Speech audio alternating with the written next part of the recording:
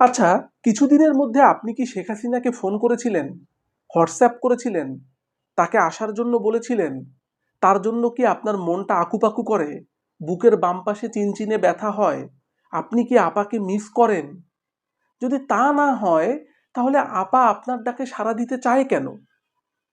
মানে কোন স্বর্গীয় ইন্দ্রিয় দেবতার কল্যাণে তিনি জানতে পেরেছেন যে আপনি আমি নাকি তাকে ডাকছি, সে কারণেই সে আসার জন্য উতলা হয়েছে।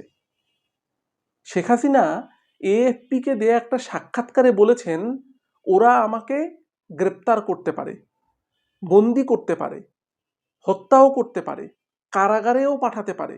আমি আমার পরিণতি সম্পর্কে সম্পূর্ণ সচেতন, তবু আমাকে দেশে ফিরতেই হবে, কারণ দেশের মানুষ আমাকে ডাকছে। দেশের মানুষ কবে তাকে ডাকলো?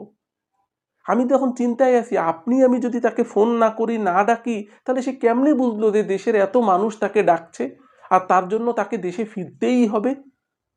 উনি যখন দেশে ফেরার জন্য খুব উতলা হয়ে আছেন, রাজনৈতিকভাবে পরিস্থিতিগুলোকে ঘোলাসা করার চেষ্টা করছেন, ঠিক তেমনিভাবে ভারতের দিল্লি কিন্তু অন্যরকম কথা বলছে।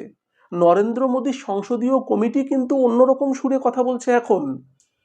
নাকি দুই পক্ষই এক হয়ে বাংলাদেশের উপর রাজনৈতিক চাপ তৈরি করার জন্য চেষ্টা করছে? ব্যাপারটা আসলে কি? এটা কি একটা সরল সমীকরণ, নাকি তাদের অন্যরকম কৌশল? আর আপা এতদিন শুধুমাত্র তার কর্মীদের সঙ্গেই কথা বলতো, সেই অডিও প্রকাশ পেত, এতদিন আওয়ামী লীগের অফিসিয়াল ফেসবুক পেজ থেকে সেটা শেয়ার করা হতো।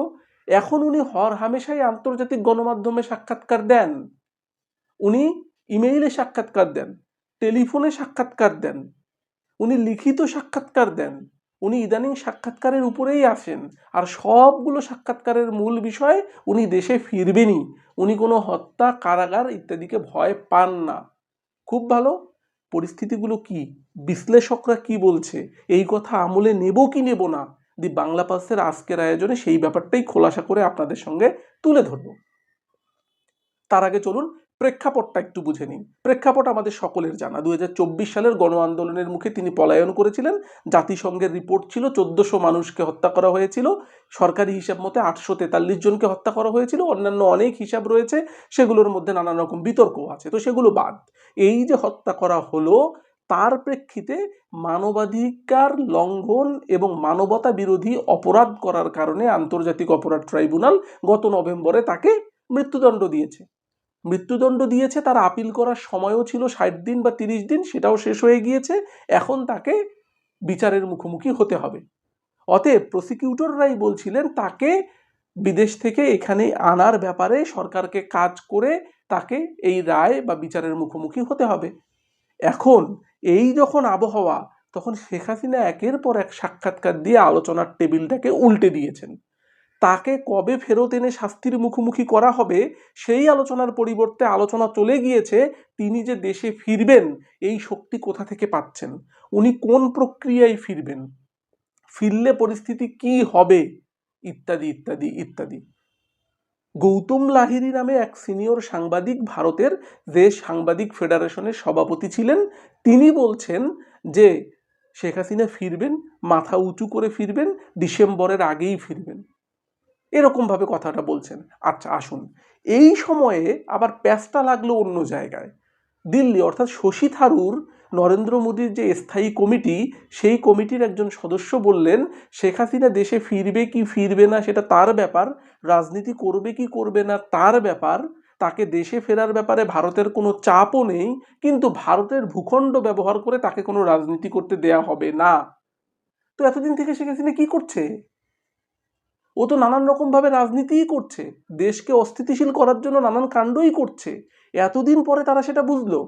এই শেখ হাসিনা কি মোবাইলে তার নেতাকর্মীদেরকে বলে নাই যে 277 জনকে মারার জন্য লাইসেন্স পেয়ে গিয়েছি, দেশে ফিরবো, তোমরা সবগুলোকে হিসেব করে রাখো, সব প্রতিশোধ নেওয়া হবে? এটা কি তিনি বলেন নাই? তিনি কি দেশে উস্কানি দেননি? তিনি কি এখনো উস্কানি দিচ্ছেন না দেশে ফেরার কথা বলে? আর ভারতের এই ব্যাপারটাও বুঝছি না। ভারত আবার এটাও বলেছে তিনি নাকি প্রধানমন্ত্রী পদমর্যাদায় রাষ্ট্রীয় অতিথি হিসেবে ভারতে আছেন। ভারতের বিভিন্ন দেশের মানুষদেরকে সহায়তা করা, আশ্রয় দেয়া নাকি রাজনৈতিক সংস্কৃতির অংশ। তা বটে, কারণ ৭৫-এর যে বঙ্গবন্ধু হত্যা, তারপরে তো শেখ হাসিনা ভারতেই ছিল, যে কয়বার উনি গিয়েছেন সে কয়বার তো ভারতেই আশ্রয় নিয়েছেন। অতএব উনি ভারতেই আছেন, ভারতের তো সে সংস্কৃতি আছে। কিন্তু এই যে ওলটপালট কথা, ভারতের ভূখণ্ড ব্যবহার করে রাজনীতি করতে দেয়া হবে না, আবার সেখান থেকে শেখ হাসিনা একদম একের পর এক সাক্ষাৎকার দিয়ে পরিস্থিতিকে ঘোলাটে বানানোর চেষ্টা করছে। বিশ্লেষকরা কি বলছে সেটা একটু আমরা শুনে নিই। বিশ্লেষকরা দুটো ব্যাখ্যা দাঁড় করিয়েছেন।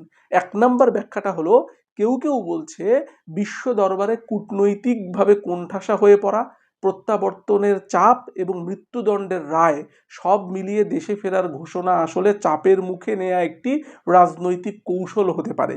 কারো কারো মতে বিচারিক অনুকম্পা আদায়ের চেষ্টাও চলছে, মানে তার রায়টা যাতে লঘু হয়ে যায়।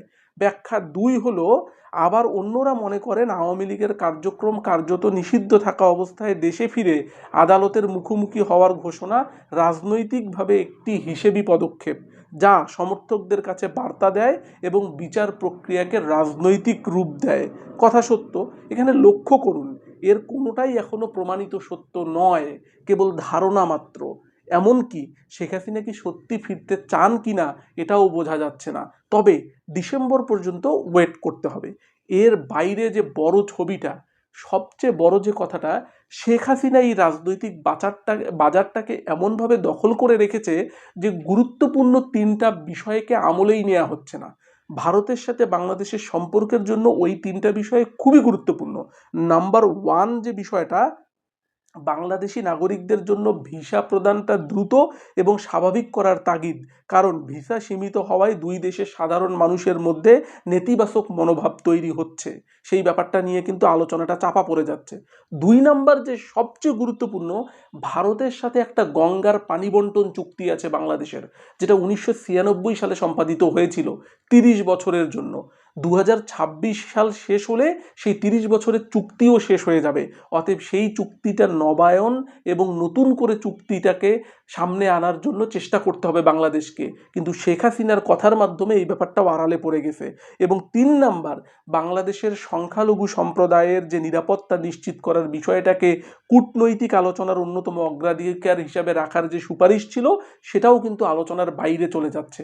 অতএব শেখ হাসিনা ঠিক তারেক রহমানের চীন সফরের পরই এমন শব্দবোমা নিক্ষেপ করার মাধ্যমে উনি পুরো রাজনৈতিক বাজারটাকে সুকৌশলে তার নিজের দখলে নিয়ে গিয়েছেন এবং বাংলাদেশ ভারতের সম্পর্কের যে মেট্রিক্সগুলো নিয়ে সামনের দিকে আলোচনা হবার কথা ছিল, সেগুলোকে অনেকাংশে ঢেকে দিয়েছেন। তাহলে ব্যাপারটা দাঁড়ালো কি? শেখ হাসিনা বলছেন তিনি ফিরবেন, ভারত বলছে ফিরুক না ফিরুক, ভারতের মাটি ব্যবহার করে তাকে কোনো রাজনীতি করতে দেয়া হবে না। বাংলাদেশ চাইছে প্রত্যার্পণ, আর মাঝখানে ঝুলছে একটি মৃত্যুদণ্ডের রায় এবং অসংখ্য অমীমাংসিত প্রশ্ন। তিনি কি সত্যি ডিসেম্বরে ফিরবেন? ফিরলে কি হবে? নাকি নিছক ঘোষণা হয়েই থাকবে? আপনার কি মনে হয়? কমেন্টে জানান। তবে আওয়ামী লীগের নেত্রী শেখ হাসিনা যদি এবার না ফেরে, তাহলে যারা আওয়ামী সমর্থক, ছাত্রলীগ, যুবলীগ, কৃষক লীগ, তাঁতি লীগ, যত প্রকারের লীগের ভাই বোন রয়েছেন, তাদের কাছে প্রশ্ন, শেখ হাসিনা পালায় না বলে, শেখ হাসিনা পালিয়ে গিয়ে যে ধরা আপনাদেরকে খাইয়েছিল, শেখ হাসিনা ফিরবে, ডিসেম্বরের মধ্যেই ফিরবে, এই ঘটনাকে বিশ্বাস করে আপনারা ডাবল ধরা খাবেন না তো? কি মনে হয় আপনাদের? কমেন্টে জানান। লাইক করুন, শেয়ার করুন এবং নতুন হলে সাবস্ক্রাইব করে আমাদের পাশে থাকুন। ধন্যবাদ সবাইকে।